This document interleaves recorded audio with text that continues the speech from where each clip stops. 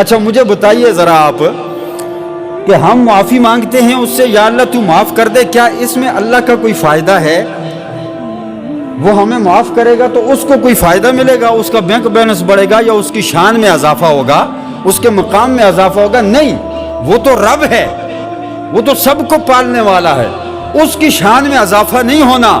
لیکن پھر بھی آپ غور فرمائیں، آقا فرماتے ہیں جب بندہ معافی مانگتا ہے تو رب اپنی شان کے لائق اتنا خوش ہوتا ہے، اتنا خوش ہوتا ہے کہ اتنی خوشی اس کو کسی اور عمل سے نہیں ملتی جتنی خوشی اس کو بندے کے معافی مانگنے سے ملتی ہے۔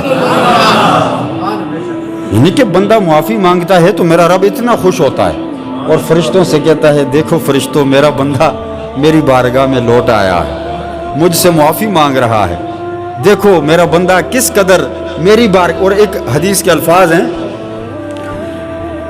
اللہ اکبر، کہ میرا رب گناہگار بندے سے کہتا ہے کہ میرے بندے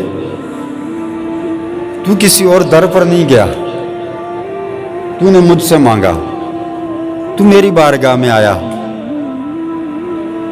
تو مجھے یہ بتا کہ تیرے گناہ زیادہ ہیں یا میری رحمت زیادہ ہے؟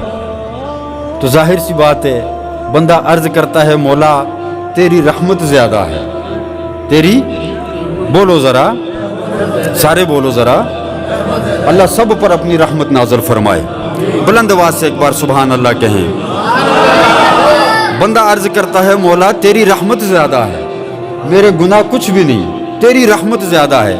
تو میرے آقا فرماتے ہیں بس اتنی سی بات پر میرا رب اپنے بندے کے تمام گناہوں کو معاف فرما دے، کہ بندہ صرف یہ کہہ دے کہ یا اللہ تیری رحمت زیادہ ہے، تیری رحمت زیادہ ہے، بس اس بات پر اللہ اپنے بندے سے راضی ہو جاتا ہے۔ وہ ایک روایت میں پڑھ رہا تھا، بلکہ ایک کتاب میں پڑھ رہا تھا، پہلے ایک اور بات سن لیں، روایت بعد میں سناتا ہوں۔ ایک ٹیچر نے اپنے شاگرد سے سوال کیا کہ مجھے بتاؤ کہ اس دنیا میں سب سے آسان کام کون سا ہے؟ سب سے آسان کام کون سا ہے؟ تو اس شاگرد نے ٹیچر سے کہا کہ سب سے آسان کام اس دنیا کے اندر اپنی ماں کو راضی کرنا ہے۔ کیا کرنا ہے؟ ماں بڑی شفیق ہوتی ہے نا، بڑی مہربان ہوتی ہے اپنے بچوں پر۔ بچہ جتنا بڑا بھی گناہ گار ہو نا، قاتل ہی کیوں نہ ہو یار، اس سے بڑا گناہ کوئی نہیں نا، قاتل ہی کیوں نہ ہو، ماں پھر بھی روتی پیٹتی ہے یار میرا بچہ بچ جائے، اس کو سزا نہ ہو، یہ جیل نہ چلا جائے، یہ تھانے نہ چلا جائے۔ تو استاد نے کہا بھائی وہ کیسے؟ اس نے کہا دیکھیں جی، بچہ جتنا بڑا گناہ گار ہو نا، کھانا نہ کھائے، اس کو گھر والے کھانا نہ دیں، تو ماں پھر بھی باقی بچوں سے پوچھتی ہے کہ اس نے کھانا کھایا یا نہیں کھایا، وہ سویا یا نہیں سویا۔ یعنی ماں کی جو رحمت ہوتی ہے نا، ماں کے دل کے اندر جو شفقت ہوتی ہے، جو محبت ہوتی ہے، وہ ماں کو چین سے نہیں رہنے دیتی، وہ اس بچے کے لیے بے چین ہوتی ہے جو بہت بڑا گناہ گار ہے، قاتل بھی ہے، سیاکار ہے، بد کردار ہے، ساری دنیا اس سے تنگ ہے، لیکن ماں تنگ نہیں ہوتی۔ ماں کہتی ہے کہ میرے اس بچے نے کھانا کھایا یا نہیں کھایا، یہ سکون سے سویا یا نہیں سویا۔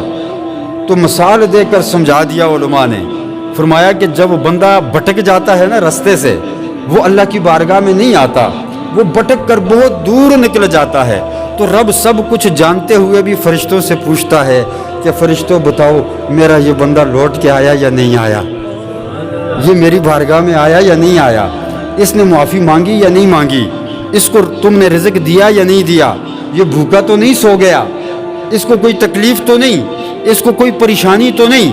فرشتے عرض کرتے ہیں نہیں باری تعالیٰ، اس کو کوئی پرابلم نہیں، یہ ٹھیک ہے۔ اگر وہ پرابلم میں ہوتا ہے تو میرا رب فرماتا ہے کہ نہ، جو کچھ یہ مانگتا ہے اس کو سب کچھ عطا کر دو، اس کو عطا۔ تو ماں کو راضی کرنا آسان ہے، لیکن میرے مصطفیٰ فرماتے ہیں کہ ماں سے بھی زیادہ آسان رب کو راضی کرنا ہے۔ رب کو راضی کرنا ماں سے بھی زیادہ آسان ہے، کہ ماں تو ایک ہے لیکن اللہ اپنے بندوں سے 70 ماؤں سے زیادہ پیار فرماتا ہے، محبت فرماتا ہے، 70 ماؤں سے زیادہ۔ وہ کہتا ہے بندے لوٹا، लौट आ मेरी बारगाह में, मैं तुझे माफ़ कर दूं, लौट आ मेरी बारगाह में, मैं तुझे माफ़ कर दूं। अब बंदा नहीं आता लौट कर, लौट आए तो आका फरमाते हैं बस एक जुमला कहने की देर है, रब उसके तमाम गुनाहों को माफ़ फरमा देता है।